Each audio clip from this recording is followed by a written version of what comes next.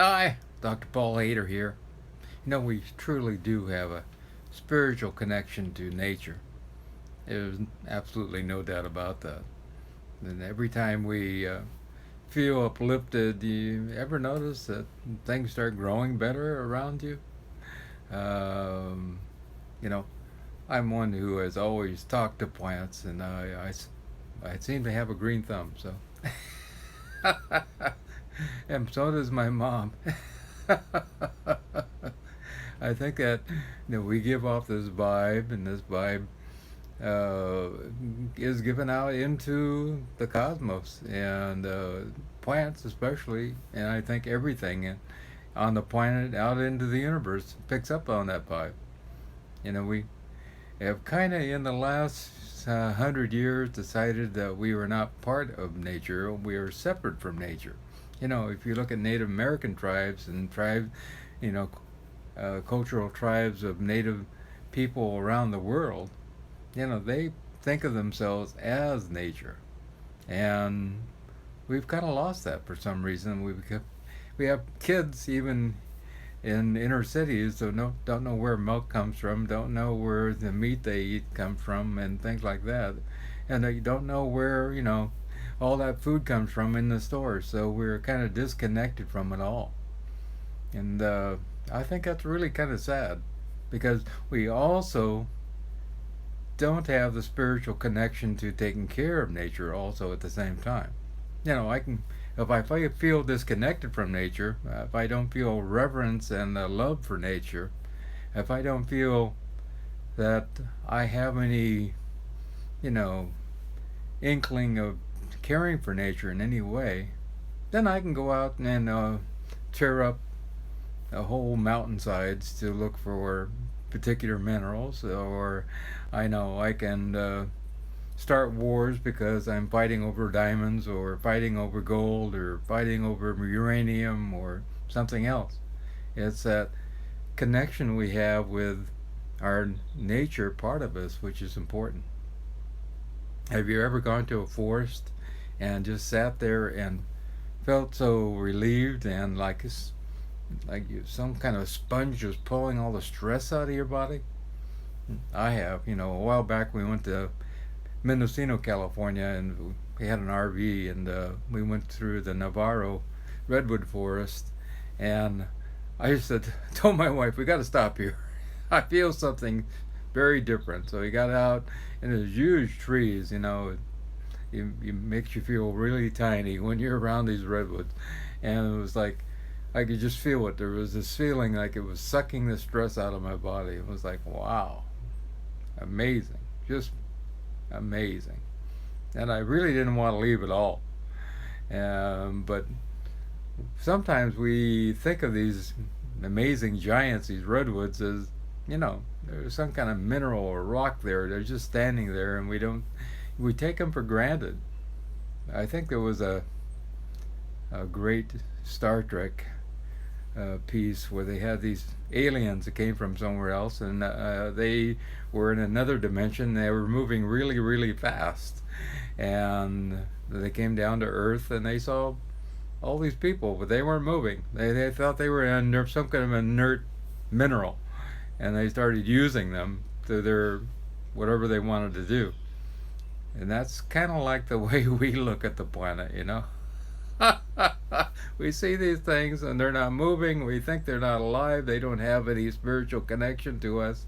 And we start using them because we think that it means nothing. Now, if we were able to slow ourselves down and look from the perspective of the great redwood tree, boy, I think we would get a great education on what is life and what's going on. They probably think of us as little ants, and they can hardly even see us moving around.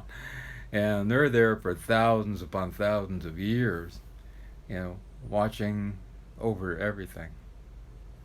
And now we know through the use of the Hadron Collider and all these different things that we have everything which is in consciousness. Even science tells us that everything is consciousness. Even a rock is conscious. It has consciousness in it. And we're interacting with that. And we have experiments with, you know, taking two different materials, one material breaking it in half into two different pieces, and changing this one here, and 1,000 miles away we'll see that one over there change at the exact same time. And I think that's very interesting. We can actually change this material here, and way, way, way away, even billions of miles away, that piece of the material would change at the exact same time. Entangled matter. So how can it not be that we are totally connected to nature? It's impossible that we're not connected to nature. We are part of nature.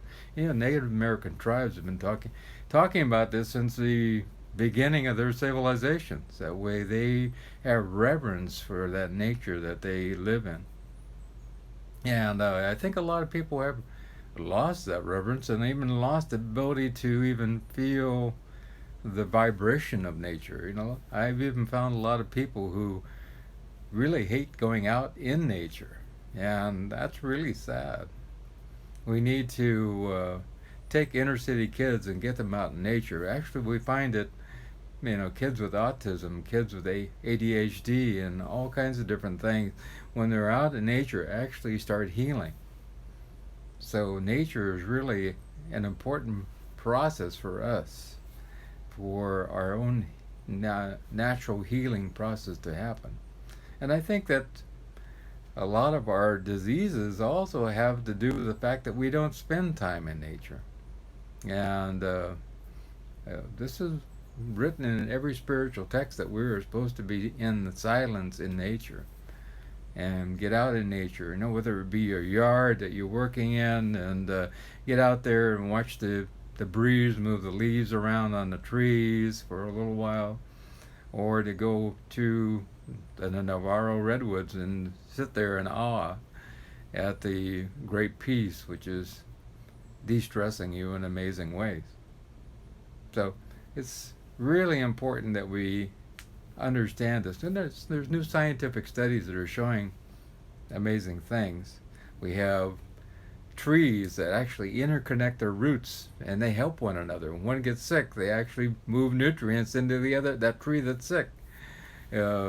Actually, they have a interrelational process going on with other trees also. If one gets attacked by insects, they send out a special hormone which goes in the wind and tells all the other trees, you better put out some special chemicals to protect yourself from these insects that are coming.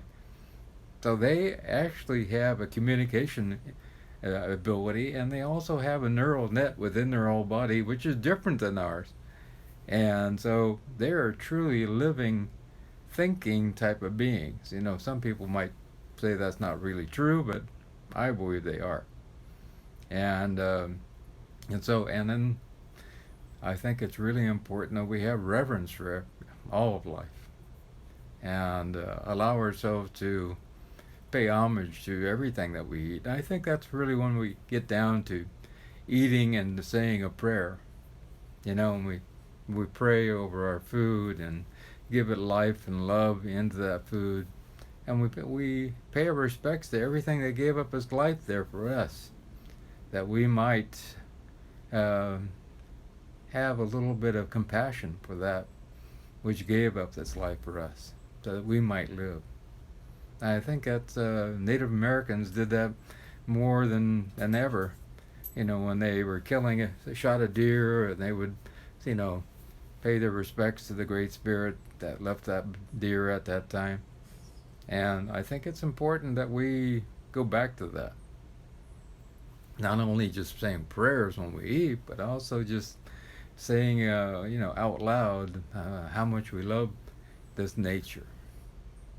And a lot of people also think about very interesting things that were done with photography down through the years. It was actually a man who would actually go out, and his children actually took pictures of what seemed to be fairies out in nature.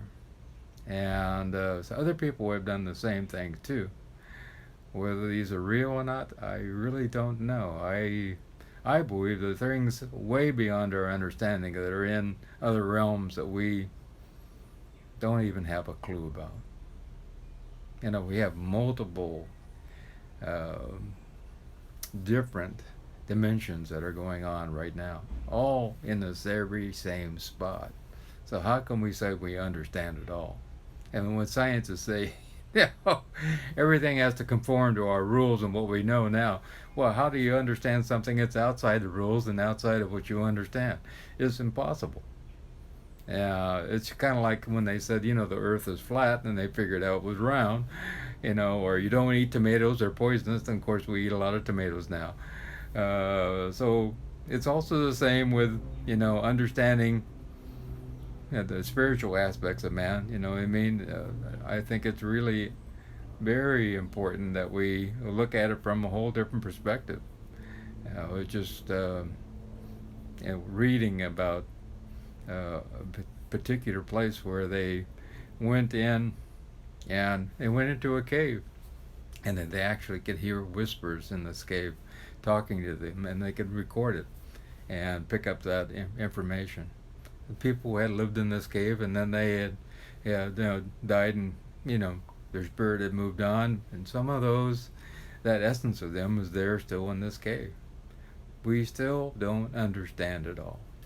So it's about understanding that everything is alive. Everything is totally vibrating. And our vibration, whether it be, you know, greed, which is way down there, whether it be love, which is way up there, actually interacts with everything. It is interacting with nature, with plants, with minerals, with water. You know, Dr. Emoto did great studies taking water and labeling it with love and blowing it into snowflakes and seeing beautiful snowflakes, and taking the same bottle of water and putting hate and anger and, you know, greed on it, and waiting a little while and taking that water then and blowing it into snowflakes, and it was terrible looking. So our vibrations, our thoughts actually interact. And how do we think we get to where we are now with, you know, over between 30 and 40 wars going on now because of our vibrational output into the world, our greed, our hatred, and all these different things. So it all starts with our spirit. Are we uplifted with happiness and love inside? And can we give that love to other people? And when we do that, we change the universe, like that untangled matter. You know, we change here, we change there. And so we change everything. And so I ask you to respect your position, your place in nature, and understand that what you feel, what you think, what you put out there as words into the universe actually makes a huge difference. And that you can change this place just by changing our thinking, and by changing our feelings, and by changing the way we interact with life itself. I love you. Have a wonderful, wonderful day. If you care to get a hold of me, down below is all the contact information for me, and all my consults are free, and please subscribe, and also if you care to make a donation, that's always greatly appreciated.